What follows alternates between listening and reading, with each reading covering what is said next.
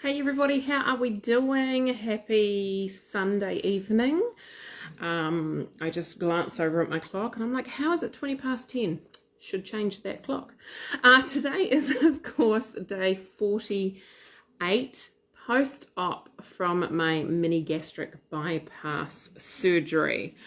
So thought I would jump on and have a bit of a chat about the first real challenge that has presented itself to me in terms of my normal overeating emotional ways. So a big thing about me, if we go back to pre-surgery, I was an emotional overeater. I suffer, no, I don't suffer. I live with depression and anxiety and have done for well over 20 years. And one thing that I know to be very true about myself is that I struggle to display emotions, and often that is when I turn to food. Especially big emotional challenges in my life, that food is my solace. That is where I go, and I tend to eat my emotions. Years of therapy, thousands of dollars have taught me that.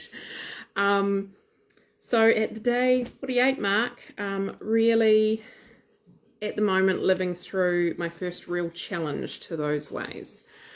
So very sadly, my father-in-law passed away on a Thursday evening, quite suddenly and rather unexpectedly, which, as you can imagine, with any death in a family, is a very emotional, stressful time, right? And I knew that a challenge was going to come one day. Just didn't think it was going to be this quick. But it's been I found it quite interesting. I've found it quite reassuring in a way.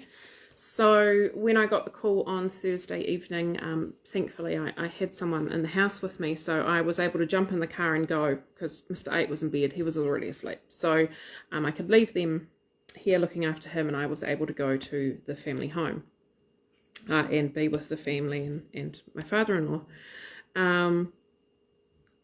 And about 12:30, half past midnight, something like that, I left to head home again. And I got in the car and I remember thinking, well, I should go to McDonald's and get a milkshake. Total, habitual, that is what I would do. For the 20 years that I have been in therapy, a habit of mine was always to get like a thick shake or an ice cream or something like that after a therapy session. It was just such an inbuilt habit into me. And the thought came into my head, and then I went, I can't have it. And you know what? I actually don't want it. So the thought came in more as a habit than a craving, which I found really interesting. So I quite happily drove home, sipping on my water. And I shouldn't say quite happily, but I drove home sipping on my water and went off to bed. Friday obviously was a bit of a tough emotional day. I had the challenge of telling my son that his grandfather had passed, things like that. And again, I didn't have that desire or that inbuilt need, I guess, to really reach for the sugary treats, which would always be my go-to. The chocolate, the ice cream, the thick shakes, anything like that, that would be where I would typically go. And it really wasn't there. If anything, I had to force myself to eat Friday, Saturday, and today. I really had no desire. I would have just quite happily chilled out, sat with my thoughts and all of these things, but it was actually more of a challenge to make myself get up and eat than it was a challenge to not eat. It has been it's just been a really interesting experience for me, bringing into line those aspects of my emotional overeating. And especially, like I say, when I hopped in that car to drive home and it was just so inbuilt to me, go drive through on the way home and get a thick shake. But then when I actually stopped and thought about it, I realized that it wasn't my body craving the thick shake. I wasn't sitting there going, you know what, I don't even care if I get sick. I just want a thick shake right now. I just need it. I need it for me. It was more a habit, because as soon as I went, oh, actually, I can't have that, and Actually, no, I don't need it. It was, yeah, it was quite empowering, I guess. Like I say, I always knew that there were going to be, there was going to be at some point and a major emotional hurdle for me to face post surgery. And it had been something playing in the back of my mind of how I would handle that. So, well, no one wants to have to deal with a major emotional hurdle. At the same time, it's been quite an empowering experience to see that shift in me. Even today, I spent most of the day at the family home, and of course, as you know, after someone passes, food turns up. You know, everybody that comes to visit brings food. That's just what we do. It's our culture. It's a beautiful thing. Now, in terms of biscuits, in terms of the way biscuits go, Afghans, like that is my, if I could choose a biscuit, we're going for an Afghan, a good chocolate Afghan, a good homemade chocolate Afghan.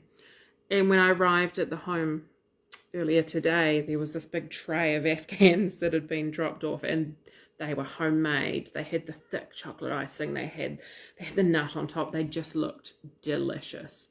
And I looked at them and went, yeah, I would love one because I love the taste of an Afghan, but at the same time, I can leave it. I will say at one point in the afternoon, my ex-husband, who was his father, did pick up one and start munching on it, and I did say to him, can I just have just a bite of yours, because I can't eat a whole one, but I would love to taste it. So I just had a bite of his and gave it back to him, and you know what, that was all I needed. I got the taste, I got the texture, I got to enjoy it, and that was actually all I needed. So the whole thing's been quite alongside emotionally what's going on. It's been quite a learning experience of reflection of how I can cope with this without needing my food. So it has been a tough few days. I mean, I feel like my eyes are being held open by goodness knows what right now. There's bags, there's, you know, it's all going on. But yeah, when I can sit down and reflect about what pre-surgery Marie would be like right now, which would be elbow deep in a tub of ice cream, eating my emotions, it's quite empowering. Because I know one thing I did discuss with my therapist before I went through to surgery was that I said to her that, you know, obviously I've got this 38-year habit built into me that when I do come across these hurdles in my life, these emotional hurdles, that my coping mechanism is food, right? We all have our own coping mechanism. Some people exercise, some people clean the house, like everyone's got their own thing. It's just that for me, it was eating. And what I was concerned about was when I did reach an emotional hurdle, if I couldn't eat because I was physically unable to, how would I cope? For 38 years, well, since the habit occurred, I have coped by eating. So if you take away that coping mechanism, how was I going to cope? So it's been very enlightening, very empowering to look at myself and go, you know, we're, gosh, 4 days now since he passed away, and I am coping. I'm tired. I've got puffy crying eyes. It's all good, you know, that's part of the course, but yeah, I got this. I do. I've got this. So whilst, you know, it's obviously sad news to share, I did think it was relevant to this page because it was an emotional hurdle, and for me, that is where my overeating comes in. That is just Marie's go-to. So I did think it was relevant to bring up on here. So just thought I would touch in with that update. So Monday tomorrow, which of course means weigh-in day. So we will see any more movement on the scales, and I will update you on that. But for now, I'm going to head to bed and try and get some sleep. Haven't had a lot of sleep over the last few nights. So head to bed, try and get some sleep. But truly tell the people that you love how much you love them, because you just never know when someone's time is up. So just, yeah, hold those that are dear to you close. Make sure that they know that you love them. But that is not from me. Thank you, Mel. Thank you, Dina.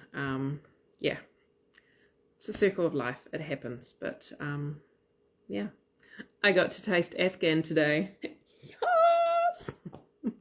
Catch up with you tomorrow. I'll let you know my weight on the scales in the morning.